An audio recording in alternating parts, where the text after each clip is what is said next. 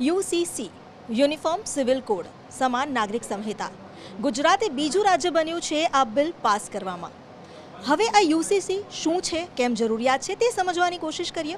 UCC બંધારણમાં article 44 મુજબ રાજ્યમાં તમામ નાગરિકોને એક સરખો કાયદાનો લાભ મળે તે માટે આની જરૂરિયાત હોવાનું જણાવવામાં આવ્યું છે અને એનો ભાર એટલા માટે પણ વધી જાય છે કારણ કે સુપ્રીમ કોર્ટે પોતાના કેટલાક ચુકાદામાં આ અંગે ઉલ્લેખ કર્યો છે। સુપ્રીમ કોર્ટે પોતાના કેટલાય ચુકાદા હતા જેમાં સમાન સિવિલ કોડની જરૂરિયાત દર્શાવી હતી અને તેના આધારે જ તમામ વેબ પોર્ટલ રાજ્યવ્યાપી જનપરામર્શ લઈને અને વિવિધ સંગઠનોના અભિપ્રાય બાદ એક આખો સ્ટડી રિપોર્ટ તૈયાર કરવામાં આવ્યો જેમાં વિવિધ ભારતીય કાયદા, ન્યાયિક ચુકાદા અને વૈશ્વિક મોડેલનો પણ અભ્યાસ થયો છે અને એક વ્યાપક દ્રષ્ટિકોણ અપનાવીને એક આખો મુસદ્દો તૈયાર કરવામાં આવ્યો। આ મુસદ્દામાં શું છે એટલે કે યુસીસી બિલમાં શું શું હશે, કેવી જોગવાઈ તેની વાત કરીએ। વ્યક્તિગત કાયદાઓનું એકીકરણ, લગ્ન, છૂટાછેડા, ભરણ પોષણ, વારસો અને લિવ ઇન સંબંધ જેવા વિષય માટેના વિવિધ વ્યક્તિગત કાયદાઓને બદલે એક સમાન નિયમ લાગુ કરવામાં આવે છે। અહીં સૌથી મહત્વની વાત એ છે કે સમાન સિવિલ કોડ એ માત્ર કાનૂની પાસાઓને નિયમિત કરે છે પરંતુ ધાર્મિક વિધિ અને પરંપરામાં કોઈ હસ્તક્ષેપ નથી કરવામાં આવતો। અહીં ફરજિયાત લગ્ન નોંધણી અને તેની સાથે સજાની પણ કેટલીક જોગવાઈ, ક્યાં સજા મળે, કેવી રીતે થાય એ બધા જો નિયમોની વાત કરીએ તો લગ્ન થયાના 60 દિવસમાં નોંધણી ફરજિયાત છે। જો નોંધણી નથી કરાવવામાં આવતી તો 10,000 સુધીનો દંડ થઈ શકે। આ ઉપરાંત બળજબરી કે ધાકધમકી કે પછી છેતરપિંડીથી લગ્ન કરવામાં આવે તો 7 વર્ષ સુધીની સજા થઈ શકે છે।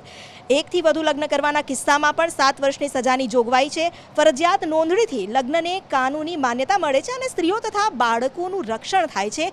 આ એક મહત્વનું પાસું છે, આ એક મહત્વનો આશય છે। ફરજિયાત નોંધણીથી વ્યક્તિની સાચી વૈવાહિક સ્થિતિ નોંધાય છે અને તેને કારણે ઘણા બધા એવા જે કાયદાકીય પેચ હોતા હોય છે અને ખાસ કરીને જે છેતરપિંડી કરવામાં આવે છે લગ્નમાં ખોટી ઓળખ બતાવીને તેને રોકી શકાય એ આશય છે। આ ઉપરાંત છૂટાછેડામાં પણ સમાનતા અને નિયંત્રણ લાવવાનો પ્રયાસ કરાયો છે। એટલે જો કોર્ટ દ્વારા છૂટાછેડા બાદ નોંધણી ફરજિયાત છે એટલે કોર્ટ બહાર જો છૂટાછેડા કરો છો તો એ અમાન્ય છે। કોર્ટની બહાર છૂટાછેડા કરવાના કિસ્સામાં 3 વર્ષ સુધીની સજા થઈ શકે છે। સ્ત્રીને કોઈપણ શરતો વિના પુનઃલગ્નનો અધિકાર પણ આપવામાં આવ્યો છે।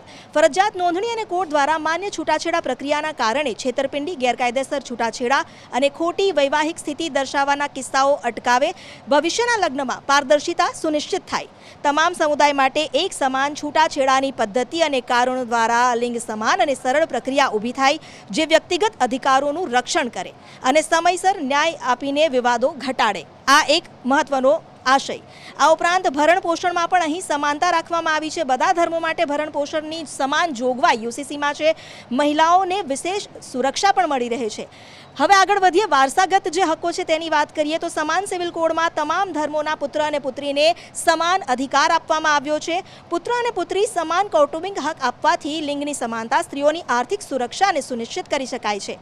હવે લિવ ઇન રિલેશનશિપમાં પણ જો નિયમન અને સજાની જોગવાઈ મૂકવામાં આવી છે જેથી મહિલાઓ અને લોકોનું રક્ષણ કરી શકાય। લિવ ઇન સંબંધ માટે નોંધણી ફરજિયાત છે। નોંધણી ન કરાવો તો 3 મહિના સુધીની કેદ અથવા 10,000નો દંડ થઈ શકે છે। જો સંબંધમાં રહેલા વ્યક્તિઓની ઉંમર 18 કે 21 વર્ષ વચ્ચે હોય તો નોંધણીની જાણ તેમના માતા પિતાને કરવામાં આવશે। આ ઉપરાંત બળજબરી, ધાકધમકી કે છેતરપિંડીથી લિવ ઇન માટે સંમતિ લેવાના કિસ્સામાં પણ કડક સજાની જોગવાઈ છે। સગીર સાથે લિવ ઇન સંબંધમાં પોક્સો એક્ટ અંતર્ગત સજાની જોગવાઈ છે। ઉપરાંત પહેલાથી પરિણીત હોવા છતાં જો લિવ ઇન સંબંધમાં રહો છો તો પણ કડક સજા થઈ શકે છે। સ્ત્રીને ભરણ પોષણ અને બાળકને કાનૂની માન્યતા પણ આપવામાં આવી છે। નોંધણીથી લિવ ઇન સંબંધોને નિયમન કરવામાં મદદ મળશે। લિવ ઇન પાર્ટનર દ્વારા ત્યાગ કરવામાં આવે ત્યારે મહિલાને ભરણ પોષણ મળી શકે।